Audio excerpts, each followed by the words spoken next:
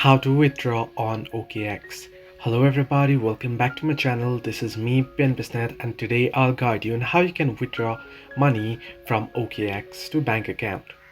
Now, first things first, you want to open up the Okx and you want to log into your account. Here now, once you're on the app or on the browser, you want to navigate to the withdrawal page. Now here I'll show you quickly on how you can navigate to withdrawal page. At the top left corner you can see there dots there at the top left.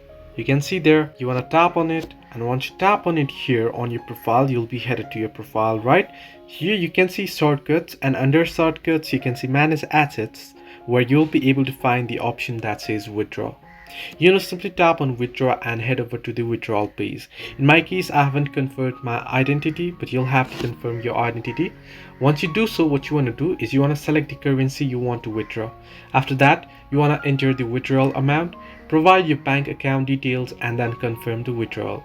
You'll have to wait for some processing time, and then you'll be able to receive funds in your bank account. So this way you can withdraw on Okx. Hope this helped you. Do like and subscribe, and do not forget to leave a comment down below if you have any further issues.